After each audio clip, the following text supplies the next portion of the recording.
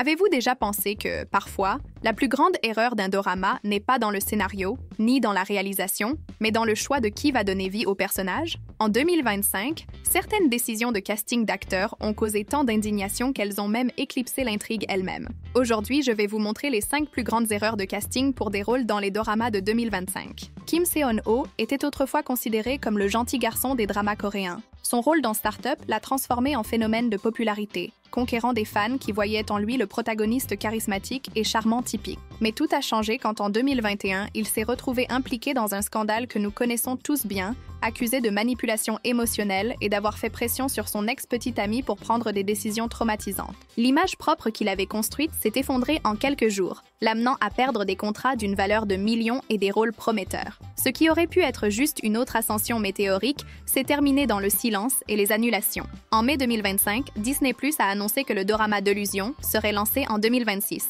L'intrigue raconte l'histoire d'un peintre engagé pour faire le portrait de Song Jong-hwa, une femme qui a disparu il y a plus d'un demi-siècle. La production attirait déjà l'attention pour avoir Bae Suzy comme protagoniste, mais c'est le nom de l'acteur choisi pour jouer à ses côtés qui a vraiment enflammé les réseaux sociaux, Kim Seon-ho. Pour beaucoup de fans, voir Suzy et Seon-ho ensemble est un rêve. Mais pour d'autres, son casting a été considéré comme l'une des pires erreurs de 2025. La raison, son scandale de 2021, quand son ex-petite amie l'a accusé de gaslighting et de l'avoir forcé à avorter une grossesse. Les médias coréens ont par la suite rapporté que la décision pour l'avortement avait été mutuelle. Même avec ce revirement, l'image publique de Kim Seon-ho n'est jamais redevenue ce qu'elle était. L'acteur a passé des mois loin des projecteurs, a perdu des contrats et a vu sa réputation s'effondrer presque du jour au lendemain. Bien qu'il ait fait des efforts pour reprendre sa carrière, le stigmate continue. C'est pourquoi, quand son nom a émergé comme protagoniste aux côtés de Bae Suzy, beaucoup d'internautes ont senti qu'il était trop tôt pour le remettre dans un projet d'une telle visibilité. Sur les forums et les réseaux sociaux,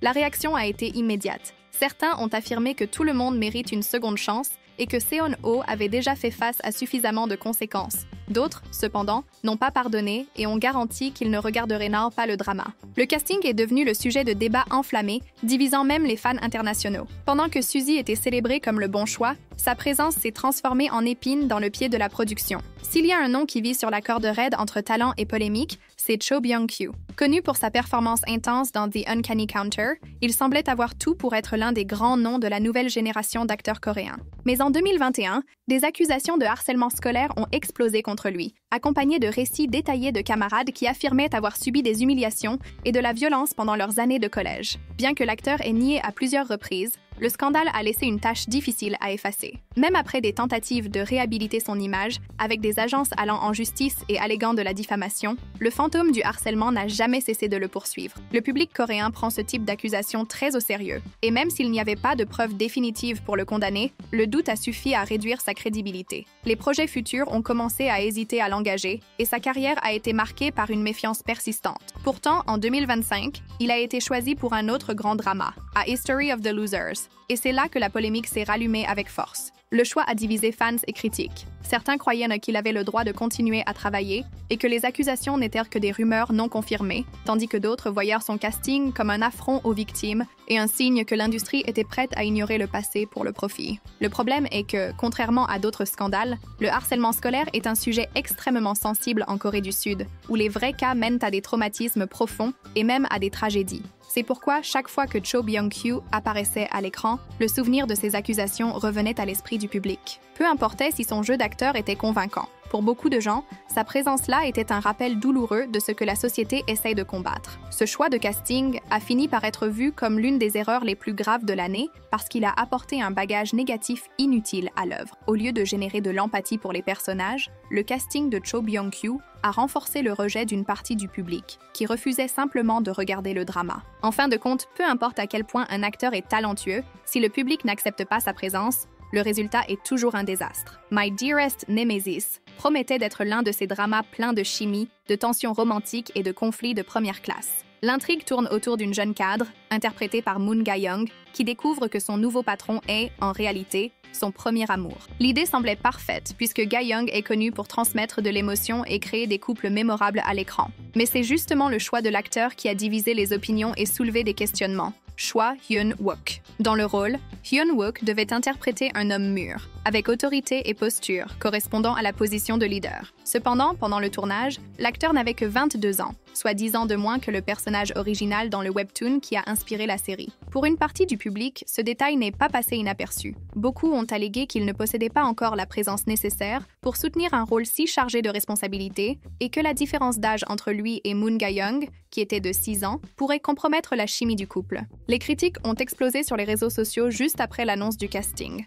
Certains spectateurs ont affirmé que la production forçait un récit où l'acteur ne s'adaptait clairement pas. D'autres ont comparé le casting aux pratiques de l'industrie de choisir des visages jeunes et populaires, juste pour attirer l'audience, même si le choix n'avait pas de sens avec l'œuvre originale. Le débat s'est intensifié encore plus parmi les fans du webtoon, qui s'attendaient à voir un protagoniste plus âgé, plus sérieux et plus compatible avec l'histoire. Pourtant, quand la série a fait ses débuts, une partie de la critique et du public a reculé dans ses critiques. Beaucoup ont admis que, bien que Choi Hyun-wook n'ait pas l'âge idéal, il a réussi à livrer des moments émouvants et à montrer une chimie inattendue avec Moon Ga-young. Cependant, cela n'a pas suffi à effacer la polémique initiale. Pour beaucoup, son casting était un risque inutile, qui aurait pu être évité avec un choix plus aligné sur le matériel original. En février, Netflix a annoncé un nouveau projet qui a rapidement attiré l'attention du public international, Boyfriend on Demand. La série présente Jisoo, membre de Blackpink, comme protagoniste, aux côtés de l'acteur renommé Seo In-guk. L'intrigue est une comédie romantique sur une productrice de webtoons qui, fatiguée de la réalité,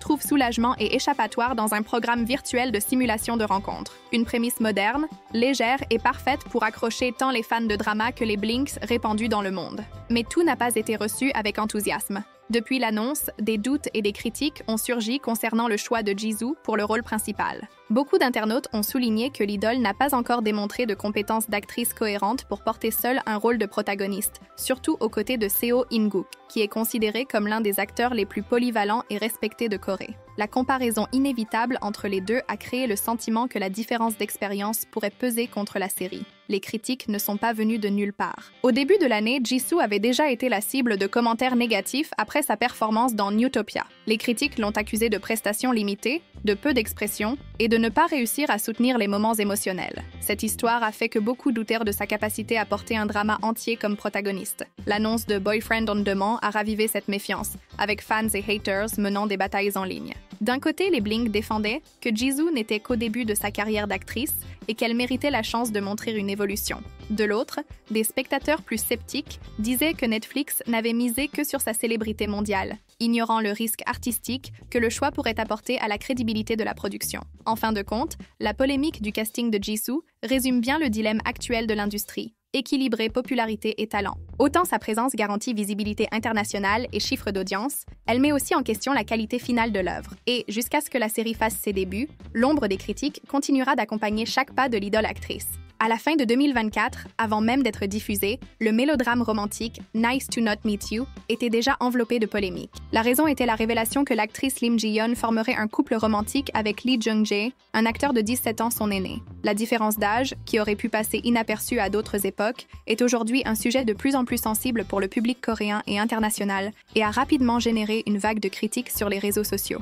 Les premières réactions ont été d'inconfort. Beaucoup de spectateurs ont questionné pourquoi, en plein 2025, les productions de K-drama insistaient encore à romantiser des relations avec des abîmes générationnels si marqués. Si dans la vraie vie cela soulève déjà des débats sur le pouvoir, la maturité et l'équilibre, dans la fiction la situation n'a pas été reçue différemment. L'annonce, qui devrait générer de l'attente, a fini par se transformer en combustible pour des accusations que l'industrie nourrit encore des standards dépassés. Mais la controverse ne s'est pas arrêtée là. En mars, une nouvelle annonce de casting a ravivé encore plus le feu. L'entrée d'O-yeon Seo pour jouer le premier amour du personnage de Lee Jung-jae. Et à nouveau, la différence d'âge est devenue la cible de critiques. L'actrice a 15 ans de moins que le protagoniste, ce qui a encore amplifié le cœur de plein. Pour beaucoup, cela a rendu clair que la production ignorait délibérément la nécessité de choisir des acteurs dans des tranches d'âge plus équilibrées, renforçant un modèle qui privilégie les hommes plus âgés dans des rôles de pouvoir et relègue les jeunes actrices à des rôles de partenaires romantiques. La critique s'est répandue par les forums, médias spécialisés et réseaux sociaux.